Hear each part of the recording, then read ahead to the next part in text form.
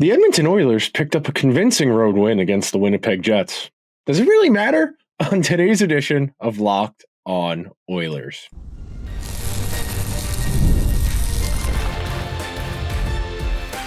You are Locked On Oilers, your daily podcast on the Edmonton Oilers, part of the Locked On Podcast Network, your team every day.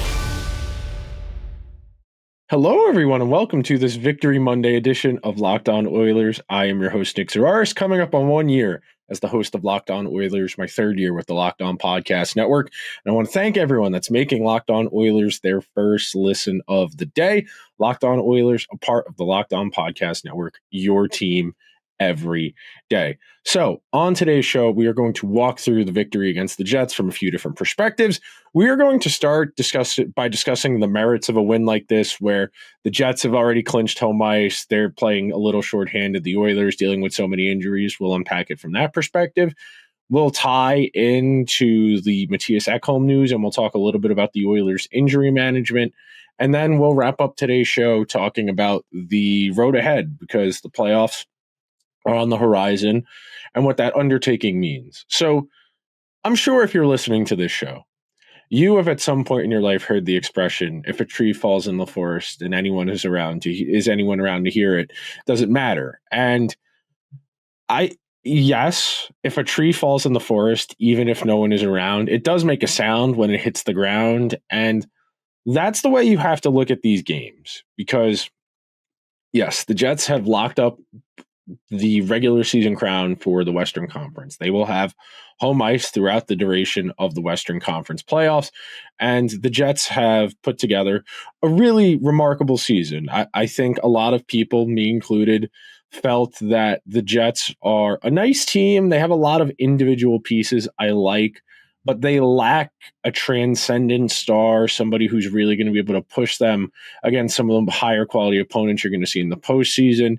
The Connor Hellebuyck playoff demons are worth discussing always, but you give the Jets credit for that. And one of the virtues and one of the rewards for locking things up early is you get to manage injuries. You get to give guys who need a little bit of a break some time off. The Jets had played on Saturday night. They were on the second half of a back-to-back, and they sat Josh Morrissey.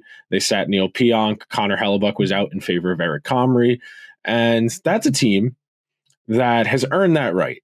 And you might be sitting there and saying, well, Nick, you've been spending the whole regular season saying the Oilers don't beat any good teams. So what does it matter if they beat a team without their best defenseman and their backup goalie and without one of their better defensemen in Pionk? What does it matter? I think the game result itself doesn't matter a whole lot that the Oilers won. The Oilers are locked into a playoff spot. They will almost certainly open on the road against the Kings next week. But it matters as far as the mechanics. It matters as far as the process. And you have heard me say ad nauseum, especially in the second half of the season since the Four Nations face-off break, the Oilers need to start making incremental progress towards being the team they're going to be. Now, they are dealing with a laundry list of injuries that's going to make it hard for them to really hit the ground running as far as the playoffs go. But a night like tonight, where you get contributions from Connor Brown and Adam Henrique and Corey Perry, those are good process outcomes.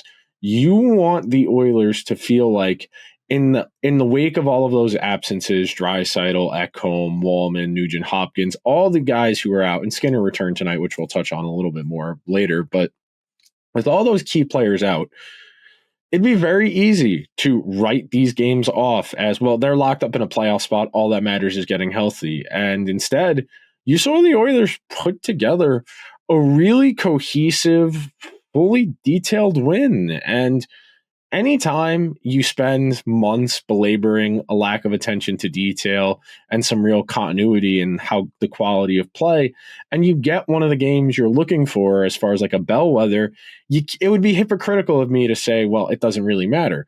Again, the game itself, not a whole lot to glean from this because, like we said, both these teams are pretty locked into where they're at. They're both missing key players, but the guys who did play, putting in a good effort, that matters. I think one of the real telltales for me and why I felt good about this game in particular coming out of it now, and I'm sitting here thinking about it, if I close my eyes, I can see the play McDavid makes in transition to set up the first Connor Brown goal, where he just jumps a pass and gets in the lane, makes a player uncomfortable, and he finds Connor Brown down low. Very reminiscent of the goal he set up late last week to Jeff Skinner, where he just banged a puck in the general direction of Skinner, and Skinner was able to put that one home. And then, like 5-6 minutes to go in regulation, the Jets are trying to make this a 1-goal game, and McDavid just comes back hard on a back check. He breaks up an Alex Iafallo scoring chance and does a good job, forces the puck to the outside. Eventually, the Oilers break out, no harm, no foul. I think when you see the best player on your team and the best player in the world with those little attention to detail plays, and everydayers have heard me say this a ton, transition play and defense are all about effort. If you want to get to where you need to be, you got to get there. You got to move. You got to get yourself where you need to be. And for the Oilers, it's not the easiest thing in the world. They're not the best skating team in terms of foot speed. They definitely lack a little bit of the I don't want to say the Oilers aren't fast enough as a team that's like they're inherently being disqualified. I'm not taking them seriously, but it does mean you're going to have to work a lot harder. And it is more challenging to maintain that high of a work rate over a sustained period of time, because that's just the nature of hockey.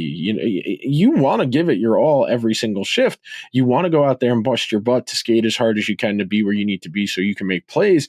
But at the same time, that's probably an unrealistic threshold to try and meet. You're going to need speed at certain points to break things up, because if you have to go that full length of the ice, you got to live in the dump and chase. You got to live off the cycle. It's a hard way to make a living. And to the Oilers' credit, they have adapted reasonably well to being a cycle team after being a rush team for several years. And again, it's been by necessity. When you lose a Foegele, a McLeod, you lose Foegele, McLeod, and Holloway all in the same offseason, and you lose real, genuine foot speed. It's hard to make that up, and it forces you to play a different style of hockey, because without that foot speed, you need to win more puck battles. You need to get from point A to point B, and if you can't get there faster, you need to work harder to be there to be able to win a puck battle. So even if you don't win the race outright, you get there the same time as the other team's player, you can at least be in a position to make a play, and then you put pressure on them and you can win a puck battle. But when you go out there and you play a Jets team that's a good hockey team, and again, I know they're missing Josh Morrissey, Neil Pionk, and they're playing their backup goalie, but at the same time, you're playing a team that's President's Trophy caliber. And I think for the Oilers, this is a proof of concept type game. The idea that you saw them play really well, where they got contributions from their supporting cast. They are dealing with a laundry list, a myriad. I've said MASH unit. I don't know if people under the age of 40 remember what MASH is. I know I'm not over 40, but I know of MASH and the premise of the show. But when you're dealing with this many players being injured, it's very easy for your team to get flustered, to get frustrated, and not be able to mount a serious effort. And instead, the Oilers outshot the Jets 39-18. They had a decisive edge in shots on goal all three periods of this game, 10-7, 18-5, 11-6. You had McDavid busting his butt in transition and on the forecheck to make some plays happen in this game. And when you have that, it forces everybody to get into the mix, because if you're on that bench and you see your team's best player busting his butt on a back check to break up a scoring chance, well, if Connor can do it, what's my excuse? And that's the type of attitude you want to see this team start to build as we get closer to the playoffs. With a handful of games remaining, we are looking at the very real possibility of the Oilers having a challenging proposition. The Kings are a really good road team, and with 2 games to go, they're 2 points behind the Kings. The Kings have a game in hand on the Oilers, so that's something to keep in mind as well. You're going to need the Kings to lose at least one of their final 3 games, and then you would need the Oilers to win the same amount. But then again, you get to the tiebreakers and the regulation wins, and that's an issue as well. So we are going to take our first break on today's edition of Locked On Oilers. When we come back, we're going to talk about the Oilers' injury management as it pertains to Matthias Ekholm, Trent Frederick, and Leon Draisaitl, all dealing with similar situations. And we'll talk a little bit more of what we unpacked last week as far as the ethics of those decisions and generally just how to think about injuries in the context of the playoffs. We will be right back on today's edition of Locked On Oilers, where we've got your team covered every day. Scaling your business requires the right expertise at the right time. With Upwork, you can find specialized freelancers in marketing, development, design, and so much more. Experts that are ready to help you take your business to the next level. Upwork gives businesses flexibility by connecting them with top freelance talent across multiple industries, including IT, AI, web development, and marketing. Whether you need extra hands for a project or a long-term partner, Upwork makes hiring simple and affordable. If you need help with a marketing campaign, Upwork can connect you with an expert freelancer who has a proven track record of deliverable results. Instead of hiring full-time, Upwork helps find affordable top-tier freelancers to scale businesses efficiently. Visit Upwork.com right now and post your job for free. That's Upwork.com. One more time, Upwork.com to connect with top talent and grow your business today. Thank you to everyone who is hanging out on this Victory Monday edition of Locked On Oilers as we walk through the final stages of the 2024-2025 regular season. And injury management is always going to be a third rail conversation topic in sports and hockey in particular, because the culture is so traditional and the idea of what a virtuous or an ideal player does is largely tied to historical stereotypes and traditions, whereas the other sports, there's less of that to some degree. And again, this is all subjective. This is really a matter of opinion and what you want to prioritize. Do you want to prioritize the player's health? Do you want to prioritize the player's wishes? Because those two ideas are not always going to be in the same alignment. For the most part, it's going to be pretty tricky to convince a professional hockey player that, hey, you need to sit an extra game because it's better for you. Most guys are going to say, I'll play at 80%, I'll play at 70%, I'll do anything to help because I want to help. And there does become a point in that relationship, that trade-off of how physically compromised a player is, that they do start to have a negative impact. Because if they're overcompensating to try and make up for their injury, more likely than not, they're exacerbating that existing injury. They're making other connecting parts of their body vulnerable. The example I would give you is if you were dealing with a player who had an ankle or a knee injury and then suffering an Achilles injury because they were walking differently, they had a different gait. And to compromise for that, the body adapted naturally because it's going to try and survive best it can. And you make those other parts of your body more prone to injury. And we know historically that injured players tend to stay injured. And that's why injury histories do become a red flag as far as talent acquisition and something to keep in mind. And we can have this conversation in a variety of different ways. And first and foremost, I, as someone who is not a medical doctor, to quote Jack Hughes, I'm not a doctor, but as someone who understands hockey culture, who's someone who thinks a lot about it, I don't know how, if you're an Oilers fan, you can feel good about the way the Oilers have handled Trent Frederick, Matthias Ekholm, or Leon Draisaitl over the last handful of weeks. So starting with Trent Frederick, because I think that one might be a little bit different as far as perspective. The Oilers acquired a player they knew was injured. They knew he wasn't going to be able to play for a while. So the Oilers acquire him right around the trade deadline. They wait almost the full month of March. And at that point, the conversation is, well, we want to get him in a game or two before the end of the regular season. We want to see where he's at in his recovery, in his process, so that we know what we're getting. And so we can start to ramp him up because, as we always say, the everydayers hear me say, practice shape and game shape are two different things.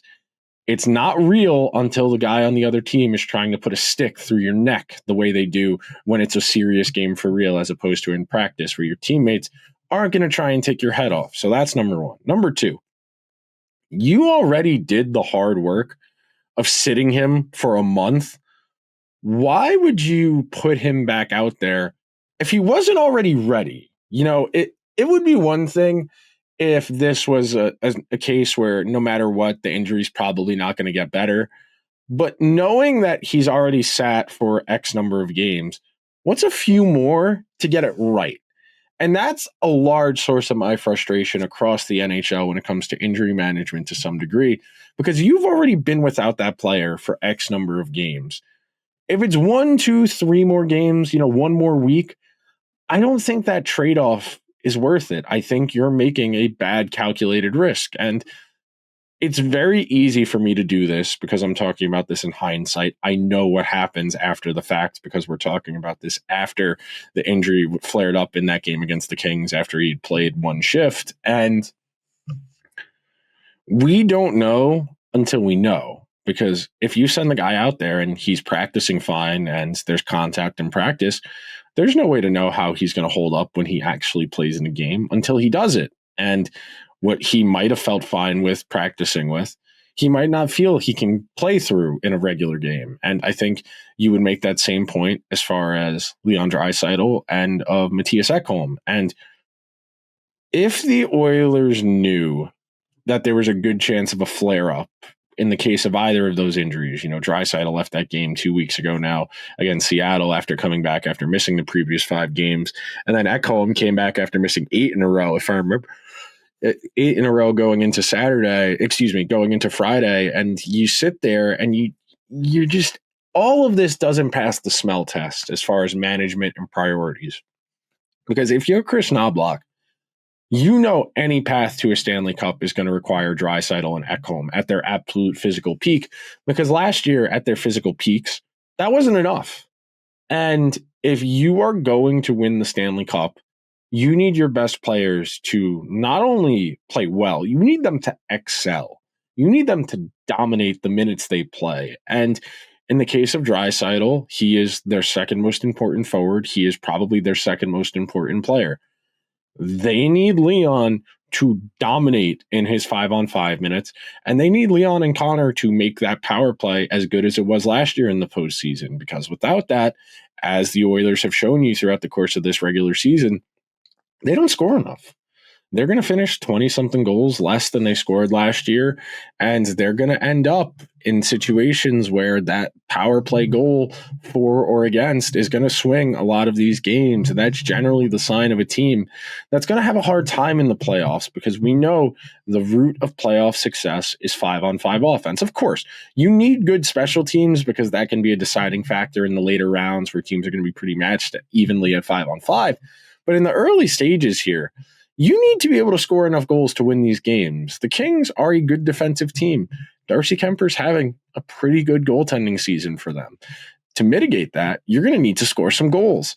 You're not going to score as many goals if Draisaitl is not physically right. And with 2 games to go, you have to make that. You have to have that conversation. You have to make that decision. If you're Chris Knoblauch and the medical staff, are we better off giving Leon the rest of the week to try and get ready to ramp up and lock in as soon as he hits the ice for the first time in the playoffs? Or do we want to try and get him in a regular season game so we can see where he's at? Because again, those are 2 diametrically opposed positions. What's more important, the player being as healthy as they can be, or the player feeling that they are as healthy as they can be, or ready to play as they can be? Because again, those are not always going to be in alignment. I think Connor coming back from his injury a little bit earlier than expected is a telltale sign of that. He's been great since coming back, but with so much riding on so few players, because the Oilers are such a top-heavy roster, it does beg the question of how responsible are the Oilers in managing their injuries, because they've had this happen 3 times now where they've brought a player back probably before they were ready. They got injured in that return to play, and then they've had to miss subsequent time because, again, like we said at the start here, if you can let them sit that extra week and get them right, you're better off doing that than rolling the dice, running the risk of them re-aggravating that injury. But we're going to take our second and final break of today's edition of Locked On Oilers, where we've got your team covered every day. And when we come back, we'll tie a bow on today's show, just talking about the road ahead, a whole lot more. So be sure to stick around. Are you looking for a snack that's both delicious and nutritious? Crack into a good source of protein with Wonderful Pistachios. Wonderful Pistachios is one of the highest protein nuts. Each 1-ounce serving has 6 grams of protein, giving you over 10% of your daily value. Plus, they're packed with fiber and better for you, unsaturated fats to help you keep feeling fuller for longer. Personally, I'm a big fan of the no-shell variety. It's the perfect grab-and-go snack for busy days. When I'm here at my desk working on the show, doing research, or doing production, or if I just need a quick protein boost to hit my macros for the day, they're a great go-to. Or if you're old school and you love cracking open every shell for that satisfying crunch, the in-shell options are a classic favorite. Wonderful Pistachios is a complete protein, providing all 9 essential amino acids. Get snacking and get cracking with the snack that packs a protein punch. Visit wonderfulpistachios.com to learn more.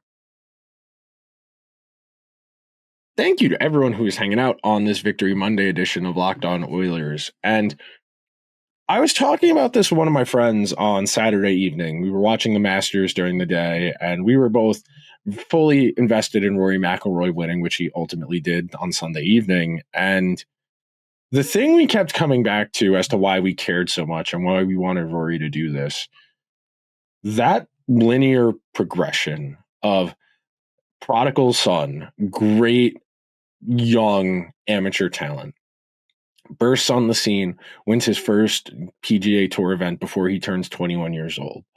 People start saying this is the next guy. And there's been bumps in the road. He's had opportunities to win majors, to win big tournaments, and he's lost. He has become a guy on the tour now. You know, I think about Rory McIlroy as a kid with a mop of hair who's a few years older than me, who's got, you know, freckles and has that little kid smile. And I was watching the Masters on Sunday night, and he's got gray in his hair now. He's got sunspots on his face. He's grizzled. He's a veteran. He's 15 years into a career on the tour now. And part of why I cared so much and why I wanted it to happen was the journey. And so much of sports is glorifying the end result. We go to the game, whatever happens, we make the decision. They won because of X, Y, and Z. This team lost because of X, Y, and Z. And we lose sight of everything it takes to get there. It's why throughout the course of this regular season, I have consistently brought up the idea of the 10-month journey, the marathon. You have to start the work that's going to culminate at the end of June in the middle of September. And then you have to play 6 months of a regular season. And then you play a month and a half of playoffs just to get to the championship round in hopes of winning the trophy. The journey matters so much. And when you're a team like the Oilers that has playoff scars now, you've gone to a couple conference finals, you went to a cup final, you have beaten the teams you're supposed to. You have pulled rabbits out of hats against the Canucks. You found a way. You outplayed the Stars. You came within a whisper of winning the Stanley Cup last year in one of the most improbable paths possible. And all of that is just setting up the story today, because you have all of that baggage. You have all of those narratives. You have the best player in the world coming off of a postseason. We had 40 points in 25 games and won the Conn Smythe on the losing team. And he's made it his life's journey to win the Stanley Cup. And I can open this up to a laundry list of comparisons. You know, if you're a wrestling fan, I could talk about this in the context of Cody Rhodes finally winning the undisputed title last year after his father spent his entire professional life in wrestling, and that journey to get to that moment at WrestleMania 40 last year. And the Oilers have done so much work to get here, and it hasn't always been pretty. I've been pretty critical of the team over the last month. And now the attention pivots to how good are we right now and how good can we get? Where is there room on this team for improvement in output, in production, in performance? And what does that mean? How can we get more out of guys who have underperformed this year? Does that mean we prioritize certain types of scoring chances? Does that mean we change what we do as far as attacking the offensive zone in transition? There were so many possibilities as far as unlocking better versions of this team. And because the Oilers have so much talent on paper, especially once they get fully healthy and get all the injured players back, the capacity for something special is here on paper. And the Oilers are leaving so much of this in the hypothetical, in the ether, that they're going to have to run this out there probably for the first time, game one, round one, and really have an idea of where they're at. And it's not an enviable position.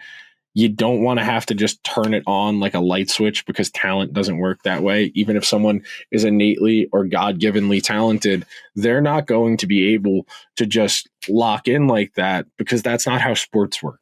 On occasion, sure. Can you pull a guy off the bench and he can hit a couple threes? Sure. Can you bring a pinch hitter up there and hit a home run off a lefty-righty platoon split? Sure.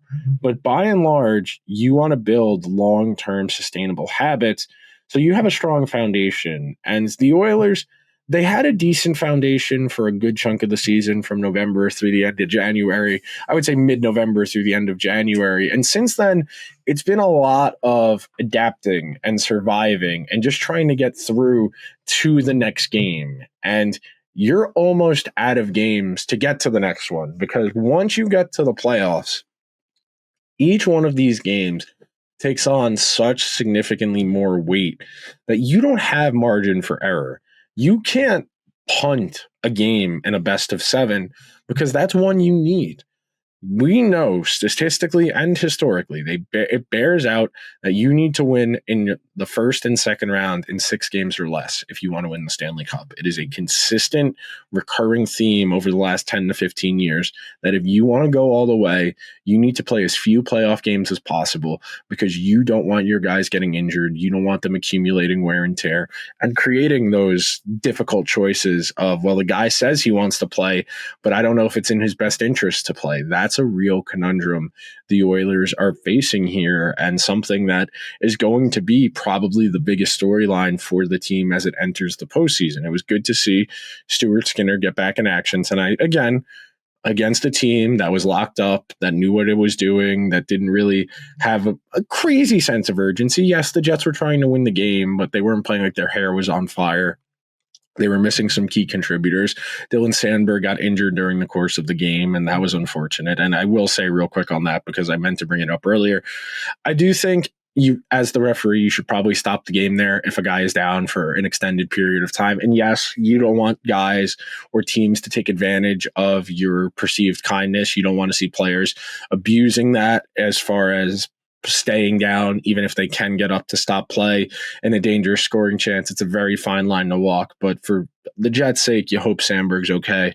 You never want to see anyone get hurt. But the last thing I want to get in here before we wrap up today's show, you have 2 regular season games left.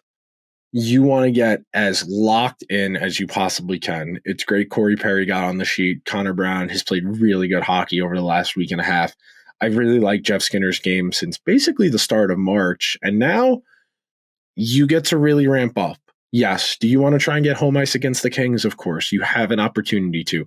You're probably going to need to win both of your games, and you're going to need the Kings to lose 2 of their final 3. Is it out of the question? No. That's within reason. But now your goal is straightforward. When we get to round 1, game 1, you need to be as locked in as you possibly can. You need to have all of your ducks in a row, and you need to find a way to be you need to find a way to get to as high of a floor as you possibly can, so that way you can start raising your ceiling. But that will do it for today's edition of Locked On Oilers. Thank you so much for everyone who listened to today's show. If you could be so kind, please subscribe to the show wherever you get your podcasts, or over on YouTube. If you're listening on Apple or Spotify, please leave the show a 5-star review. Thank you to everyone who made Locked On Oilers their first listen of the day. For your second listen, go check out Locked On NHL, covering the biggest stories from across the league with the local expertise of Locked On. I will talk to you guys tomorrow after the second half of the back-to-back. See you guys then, and until then, let's go Oilers.